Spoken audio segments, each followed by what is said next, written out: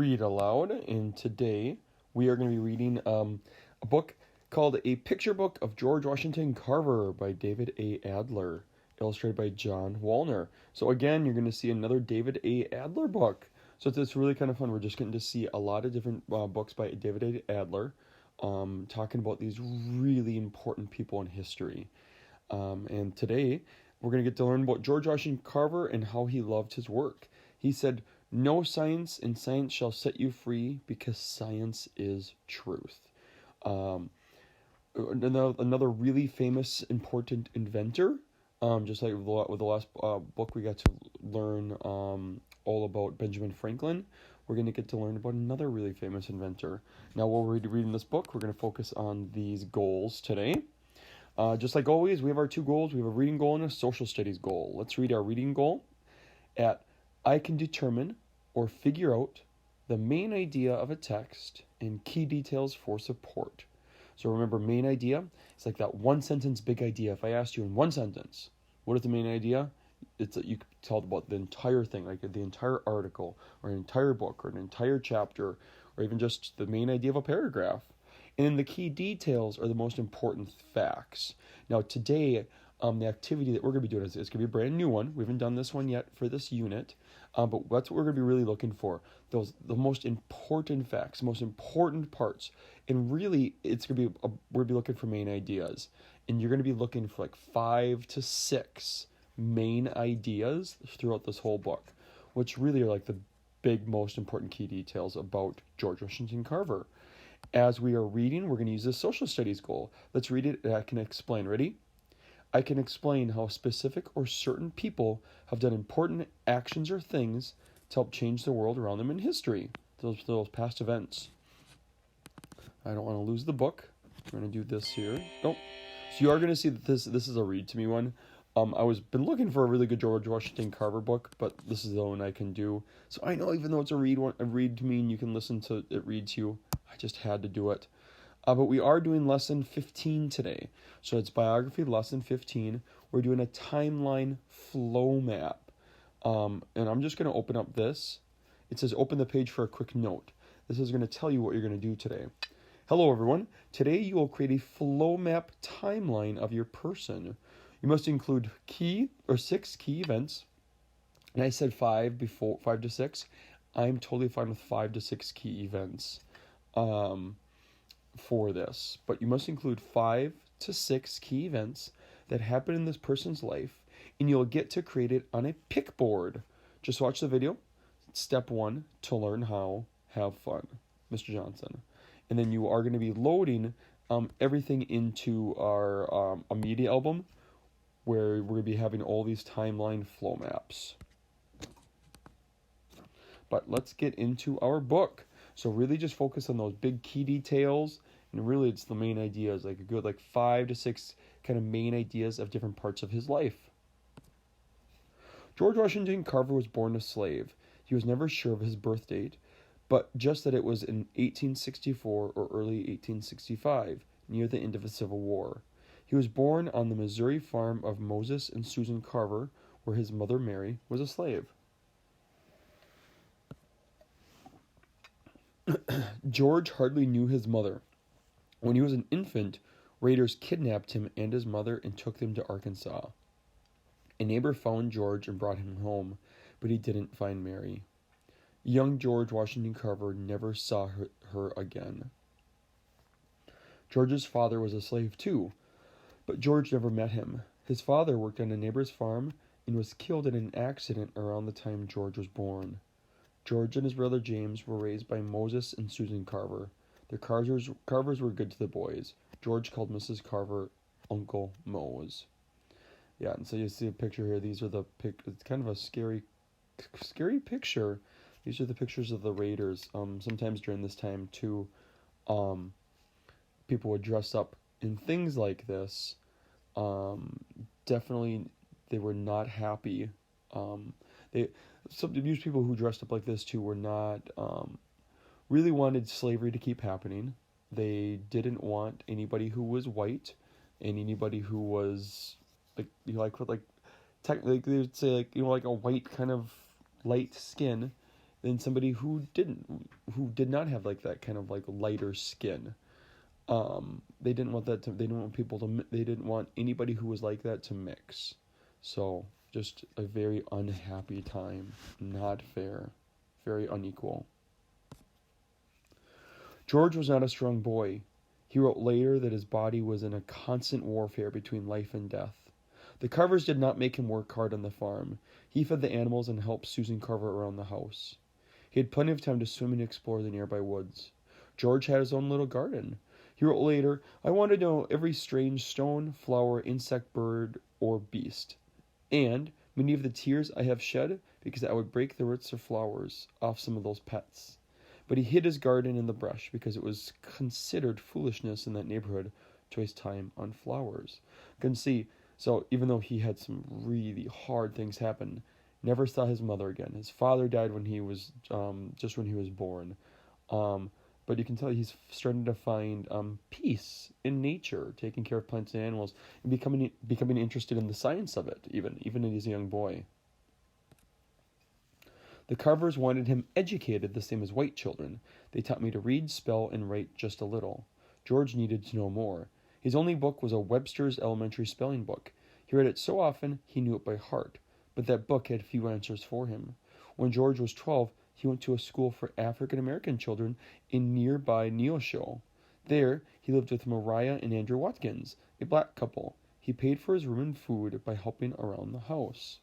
So a very big deal. I mean that was a really big kind of turning point for George to be able to go to school like that. His aunt Mariah was a nurse. George learned from which plants and herbs or cure illnesses. She also taught him the value of time. Even during school recess, he had to run home to help Mariah with the laundry. There was no time for play. The teacher in the Neosho school did not know much more than George. After less than a year there, George felt he needed to move on. He found a family on its way to Fort Scott, Kansas, almost 100 miles away, and he hitched a ride. So another big turning point. I mean, he's leaving the one family that he's really kind of known, been taking care of him, but education and school is so important to him that he was leaving so he could go to a better school. And talk about just hard work, working all the time. He knew he just had to succeed and have an okay life. He was just going to have to work. In Fort Scott, George went to school, worked in a nearby grocery store, and did laundry for people staying at the Wilder House, a hotel. He lived with a blacksmith and his family and helped out there too. In March 1879 in Fort Scott, a mob of masked white men pulled a black prisoner out of jail, tied him with a rope, and dragged him for 5 blocks. The prisoner was hanged and later burned. George Washington Carver witnessed that and quickly left Fort Scott. The ugly memory of that night haunted George the rest of his life. So you can see this is some things that just were not good that were happening to people, especially people who, African Americans, people who were seen having like darker skin, and these things, even though these are horrible things that George was seeing, they almost were like keeping George like, you know what, I just got to keep going. I can't stop. I'm going to have to keep working as hard as I can to help change things, to do good things. Whenever any biography I've ever read about George Washington Carver, he saw lots of these kinds of things in the places that he lived. It just hurts my heart for him. But that one thing that they're not sharing here is he said that it really helped motivate him to keep doing the best that he could, to live his best life. He went to Olathe, Kansas. From there, he went to Apollo, Kansas, and then to Minneapolis, Kansas, where he graduated from high school. So it's not Minneapolis, but there's a Minneapolis, Kansas, too. Carver still had what he called the thirst for knowledge. In 1885, he applied by mail and then was accepted to Highland University. But when he arrived to begin his studies, he was told that he could not attend the school because he was black. Very unfair. George Washington Carver changed his plans. He became a farmer and bought land farther west. He built a one-room of sod house with walls made of thick chunks of grassy dirt and a roof made of tar paper and dirt. He planted vegetables, studied art, and made friends. But he became restless. He still had his thirst to learn. Carver traveled east to Iowa, and in September of 1890, he enrolled in Simpson College. He was the school's first African-American student. He studied art there, but soon realized he could do more than for people working with plants. He transferred to Iowa State College, where he studied agriculture, and agriculture is the science and study of farming. At Iowa State, Carver joined debating, German, and art clubs. He became a trainer for the school's football team and held prayer meetings. God and religion were always important to him. When he studied nature, he felt he was getting closer to God by learning more about his creations. George Washington Carver graduated from Iowa State in 1894 and became the school's first African-American teacher. He also continued his studies. By 1896, he had earned a Master of Science degree.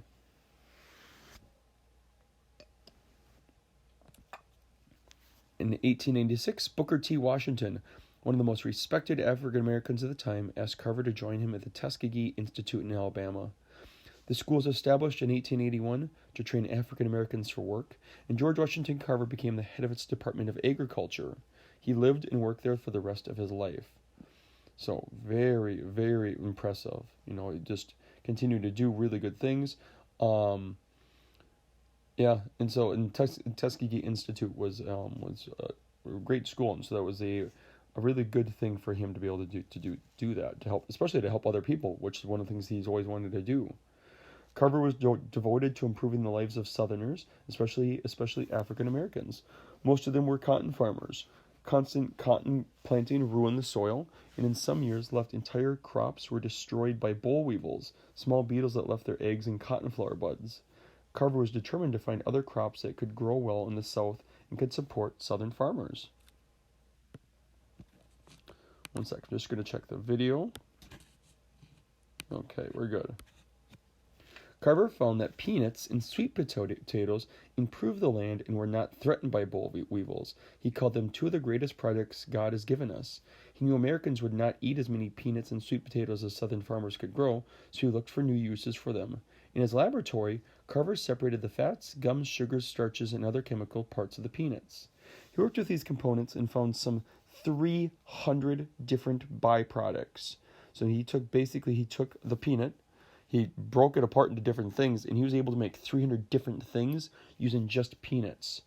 So those products included peanut butter, flour, cheese, candy, ice cream, butter, shampoo, face cream, glue, wood stain, and ink. He had even discovered that rubbing a certain kind of peanut oil onto the skin was helpful in treating polio, which we've learned about with some of the people we've learned about suffered from polio, a crippling disease that often afflicted or affected children.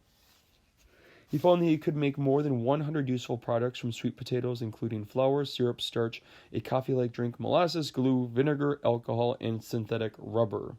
George Washington Carver loved his work. He said, "No science shall set you free, because science is truth." Carver believed his discoveries came as a direct message from God and refused to accept any money for them. Sometimes he did not even cash his paychecks from Tuskegee.